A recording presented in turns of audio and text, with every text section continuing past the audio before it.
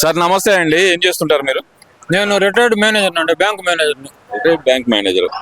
ఒకసారి ఇప్పుడు కూటమి ప్రభుత్వం అధికారంలోకి వచ్చింది 2 years అవుతుంది. అసలు ఎలా ఉందంటారు ఈ కూటమి ప్రభుత్వ పాలన అనేది? కూటమి ప్రభుత్వం పాలన చాలా బాగుందండి. జగన్ పరిపాలన అయిన తర్వాత చాలా మంచి రోజులు వచ్చినాయి. ఈ ప్రభుత్వం ఇంకా 15 సంవత్సరాలు ఉండాలా అని ప్రజలు కోరుకుంటున్నారు. అన్ని స్కీములు అమలు పరుస్తున్నారు. ఏది చెప్పింది చెప్పినట్టుగా చేస్తున్నాడు. చంద్రబాబు నాయుడుకి మంచి ఎక్స్పీరియన్స్ ఉంది, చాలా బాగా చేస్తున్నాడు. ప్రజలకి పెన్షన్ ఇవ్వడంలో కానీ, లేకపోతే ఈ భూములు ఉండే వాళ్ళకి డబ్బులు ఇవ్వడంలో కానీ,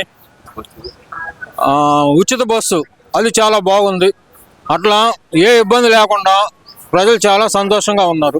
అసలు మీరేం సంతోషంగా ఉన్నారని చెప్తున్నారు. జగన్మోహన్ రెడ్డి గారు మాత్రం ఈ మధ్యకాలంలో ఒక ప్రోగ్రామ్ అయితే చేశారు. సూపర్ 6 అంటూ హామీలు ఇచ్చి ప్రజలకు వెన్నుపోటే పొడిచాడు చంద్రబాబు నాయుడు అంటూ వెన్నుపోటు దినోత్సవం అంటూ కార్యక్రమాలు అయితే చేస్తున్నారు కదా సార్, మరి దాన్ని ఎలా చూడాలంటారు?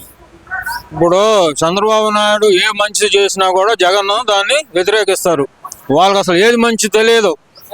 వాళ్ళు ఏం మంచి చేశారు వాళ్ళకి తెలిస్తే ఇదిగో ఇది మేము మంచి చేసామని చెప్పడానికి అవకాశం ఉండదు. జగన్మోహన్ రెడ్డికి అసలు తెలియదు ఏది మంచో ఏది చెడు, అతనికి ఎక్స్పీరియన్స్ లేదు. ఆయన చెప్పేవాళ్ళు సరిగా చెప్పరు. ఇది ఏది మంచి చేసినా కూడా దాన్ని నెగిటివ్గా చూస్తాడు జగన్మోహన్ రెడ్డి. అంటే ఎందుకంటారు సార్? ఇప్పుడు ఇచ్చిన హామీల్లో సూపర్ 6 హామీల్లో ఇంకా 2 హామీలు అయితే అమలు చేయలేదు కూటమి ప్రభుత్వం. మహిళలను మోసం చేసింది, నిరుద్యోగులను మోసం చేసింది కూటమి ప్రభుత్వం అంటున్నారు కదా సార్. మీరు అన్ని కార్యక్రమాలు ఒకే రోజు చేయరండి, ఒక్కొక్కటి నిదానంగా చేసుకుంటూ వస్తున్నాడు. ప్రతిదీ హామీ ఇచ్చిన ప్రతిదీ కూడా ఖచ్చితంగా చేస్తాడు. ఆ నమ్మకం మాకుంది. అంటే ఏ విధంగా సార్ అంత నమ్మకం పెంచుకోవడానికి గల కారణం ఏంటి అనుకోవచ్చు అంటారు? కారణం ప్రభుత్వం అలాంటిదండి. చంద్రబాబు నాయుడు చాలా ఎక్స్పీరియన్స్ చేస్తున్నాడు, వర్షం చేసుకుంటూ వస్తున్నాడు. కేంద్రంలో సహకారం ఉంది, రోడ్లు బాగున్నాయి, క్లీనింగ్ టౌన్లో క్లీనింగ్ చాలా బాగుంది. 1-2 చెప్పినవి చేయకపోవచ్చు, అది కూడా చేసేస్తాడు. కొంచెం టైం పడుతుంది, అంతేగాని నేను చేయను అంటాడు. అసలు జగన్మోహన్ రెడ్డి ఏం చేశాడు? అసలు ఏమి చేయకుండానే ఈయన చేసిన వాటిని చాలా ఏమి విమర్శించడం అది మంచి పద్ధతి కాదు. అంటే ఇప్పుడు ఆయన అంటుంది ఏంటంటే అభివృద్ధి సంక్షేమం 2 లేకుండా పోయి ఆంధ్రప్రదేశ్ లో అనేది ప్రధానంగా వస్తున్న ఆరోపణ. మరి దాని అసలు ఆయనకి కనపడుతుందా సంక్షేమం లేకుండా ఎట్లా పోయింది? సంక్షేమం లేకపోతే ఈ 1000 కోట్లు ఎట్లా ఇస్తున్నాడు స్కీములకి? లేదంటే ఇప్పుడు ఉచిత బస్సు పెట్టాడు, అది సంక్షేమం కాదా? నెలకు 4000 పెన్షన్ ఇస్తున్నాడు, అది సంక్షేమం కాదా? ఇంకా ఏంటి సంక్షేమం అంటే? ఇంకేంటి అంటే నేనున్నప్పుడైతే గనక దాదాపు 2,75,000 కోట్ల పేద ప్రజలకు బటన్ నొక్కి పనిచేశాను. చంద్రబాబు వచ్చి ఆ సంక్షేమం అంతా వదిలేశాడు. పేద ప్రజలు అల్లాడుతున్నారు, బతకటానికి అల్లాడిపోయే పరిస్థితి ఉంది ఆంధ్రప్రదేశ్ లో అంటున్నారు. జగన్మోహన్ రెడ్డి బటన్ నొక్కి 2,500 2,000 పెన్షన్ ఇచ్చేవాడు. దాన్ని చంద్రబాబు నాయుడు వచ్చిన 4,000 చేశాడు. ఇంటికి తీసుకెళ్ళి ఇస్తున్నారు. ఆ స్కీమ్ ఉంది కదా, ఆయన కంటే ఇంకెక్కువ ఇస్తున్నాడు కదా. అది కూడా తెలియకుండా మాట్లాడితే ఇంక మనం ఏం చెప్తాము? ఇప్పుడు తెలుసుకొని మాట్లాడితే దానికి అర్థం ఉంది. అందుకని తెలియకుండా గుడ్డిగా మాట్లాడి ఏం చేయట్లేదంటే ఇప్పుడు ఎవరైనా అడగండి 4,000 వస్తున్నాయా లేదా? ఈ 4,000 తోటి హ్యాపీగా బతుకుతున్నారు. సొంత ఇల్లు ఉండి పల్లెటూరులో 4,000 వచ్చినాయి అంటే వాళ్ళకి ఏ ఇబ్బంది లేకుండా జరిగిపోతుంది. అతను అంత ఇచ్చాడు, 2,000 2,500 ఇచ్చాడు. ఈయన 4,000 ఇస్తున్నాడు. ఇంకా అంతకంటే నిదర్శనం ఏం కావాలా? కూటమి ప్రభుత్వం పూర్తిగా ఫెయిల్ అయింది. ఫెయిల్ అవ్వబట్టే ప్రజలందరూ కూటమి ప్రభుత్వం మీద వ్యతిరేకతగా ఉన్నారు. అందుకే నేను ఎక్కడికి వెళ్ళినా సరే వేలాదిగా లక్షలాదిగా జనం వస్తున్నారు అంటున్నారు కదా, మరి దానికి ఏం చెప్తారు? జనము ఎక్కడికి వెళ్ళినా వస్తారండి. నారాయణ భాస్కరరావు టైంలో కూడా జనాలు విపరీతంగా వచ్చేవారు, కానీ 4 రోజుల్లోనే పడిపోయాడు. జనం వచ్చేది ప్రామాణికం కాదు, నీకు ఓట్లు వేసేది. మీరు మంచిగా చేయకపోతే రేపు ఎలక్షన్లో చూపిస్తారు కదా. ఎలక్షన్లో గీట్ రాయి, నువ్వు మంచిగా చేసావా చెడుగా చేసావా అని. ఒకసారి జగన్ పాలన చూద్దామన్నారు, చూశారు.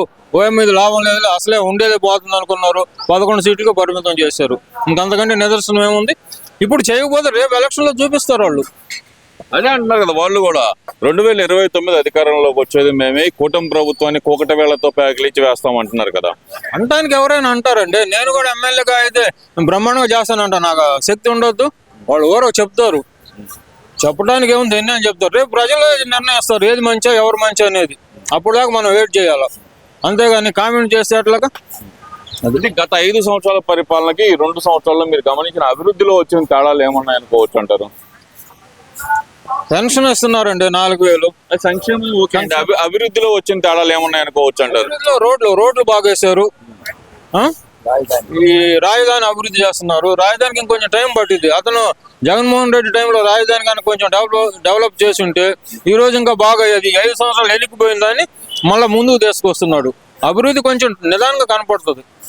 అంటే అభివృద్ధి అంటే రాజధాని అంటే రాజధాని పేరుతోటి లక్షల కోట్ల దోపిడీ కోసం మాత్రమే చంద్రబాబు నాయుడు గారు చేస్తున్నారు అంటున్నారు కదా. ఎవరు దోచుకున్నారు? ఇప్పుడు చంద్రబాబు నాయుడు ఏం దోచుకున్నాడు?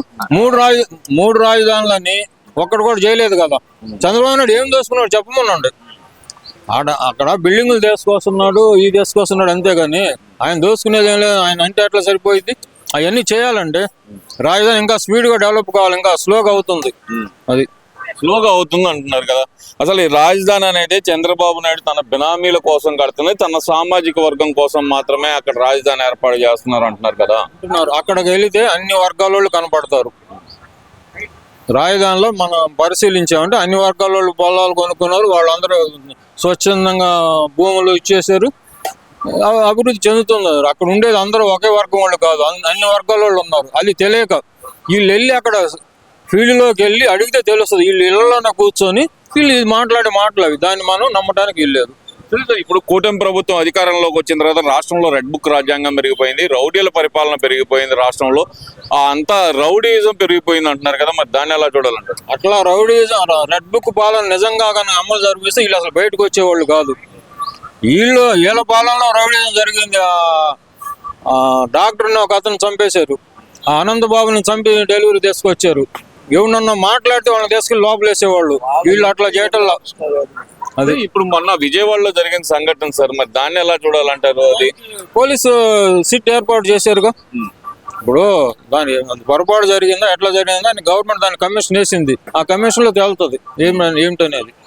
మరి ఇదంతా ఒకెత్తి అయితే కనుక జగన్మోహన్ రెడ్డి గారు చెప్తుంది ఏంటంటే రెడ్ బుక్ రాజ్యాంగంలో భాగంగానే మా నాయకుల మీద తప్పుడు కేసులు పెడుతున్నారు. దాంట్లో భాగంగానే చెవిరెడ్డి భాస్కర్ రెడ్డి కానీ, పెన్నెల్లి రామకృష్ణారెడ్డి కానీ, లేదంటే గనక మిగతా కొంతమంది నాయకుల మీద పెట్టిన తప్పుడు కేసులు, వల్లభనేని వంశీ కానీ, కొడాలి నాని కానీ వీళ్ళందరినీ వేధిస్తున్నారు కూటమి ప్రభుత్వం అంటున్నారు కదా. వేధిస్తున్నారని వీళ్ళు అనుకుంటున్నారంటే వాళ్ళు చేసే పనులు కనపడలేదు ఈయనకి. ఇప్పుడు జగన్మోహన్ రెడ్డి గారికి వాళ్ళు ఏం చేశారు అనేది వాళ్ళు కనపట్టల్లా. అది వేధింపుడు కాదు, అది చట్టంలో భాగం. చట్టభాగంగా చర్యలు తీసుకోవాల్సింది. అంతేగాని అక్రమంగా నిర్బంధించడం కానీ, చంద్రబాబు నాయుడు తీసుకెళ్ళి అక్రమంగా జైల్లో పెట్టారు. అట్లా జగన్ కావాలంటే ఇప్పుడు పెట్టకపోయారా? అట్లా ఎందుకున్నారు? ఏదైనా చట్టబద్ధంగానే జరుగుతుంది. అది మరి 2029లో మేము అధికారంలోకి వస్తున్నాము, వస్తే కనుక 2.0 పరిపాలన చూపిస్తాను రప్ప అంటున్నారు కదా. మరి దానికి ఏం చెప్తారు? కానీ అండి ఇప్పుడు అది ప్రజల నిర్ణయం. ప్రజలు ఎవరికి ఓటు వేస్తే వాళ్ళు అధికారంలోకి వస్తారు. వాళ్ళు వద్దని ఎవరు అన్నారు? ఇప్పుడు కూటమి ప్రభుత్వం మీరు అధికారంలోకి రావద్దని అంటలేదే. అది వీళ్ళకేం హక్కు ఉంది? రేపు ఎలక్షన్లో చూపిస్తారు.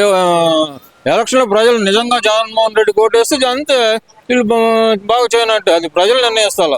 మనకి అధికారంలో వస్తే 2.0 పరిపాలన ఉంటుంది రప్ప అనే డైలాగ్ ని ఎలా చూడాలంటే వాళ్ళు అధికారంలోకి వస్తే వాళ్ళ ఇష్టం అండి. మనం చెప్పినట్టు ఏం చేయరు.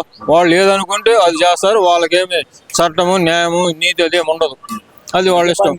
వచ్చే అవకాశం ఉందంటారా మళ్ళీ వాళ్ళు 2020? ఇప్పుడు ఉన్న పరిస్థితులు అయితే రారండి వాళ్ళు. 11 సీట్లు కూడా వస్తాయో రావు. 11 కూడా వచ్చే అవకాశం దాదాపు లేనట్టు.